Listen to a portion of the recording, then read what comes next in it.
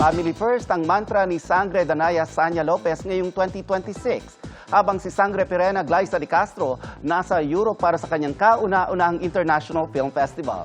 Narito ang aking chika. Ending the month with a dream coming true para kay Glyza de Castro. Ang kanyang paglipad sa Europa para sa world premiere ng GMA Public Affairs and GMA Pictures Film na 58 sa International Film Festival Rotterdam. Bago siya umalis, dinayo muna siya ng GMA Integrated News sa set ng Encantadia Chronicle Sangre. It's my first time na mapasali sa isang international film festival. This one's in Europe.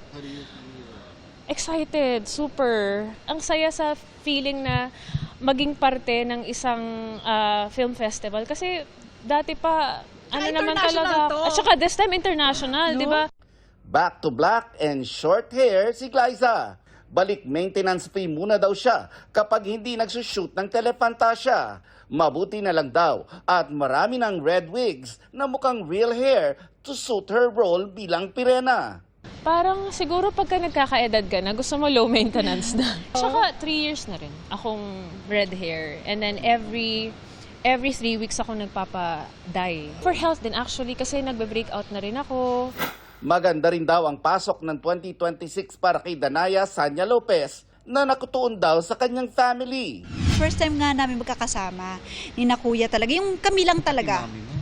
Kuya ko, mami ko, ako. First time na mag-usap-usap kami, very intimate na nag-open kami sa isa't isa. Pero this year kaya matutuloy ang matagal na raw niyang hinihintay na love life.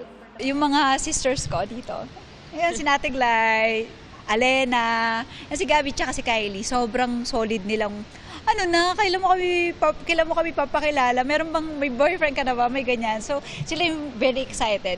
Even nung ano pa. Gigil na gigil na. Oo. Kada nakikita kami, laging ganun yung tanong nila sa akin. Ngayon ko lang siya nakitang ganyan ka-light yung aura niya. Malay mo pupunta na doon. Nagtago! Kaabang-abang sa Encantadia Chronicle Sangre, ang tuksaan ng mga sangre laban kay Gargan na dadalhin na raw mula sa mundo ng mga tao patungong Encantadia.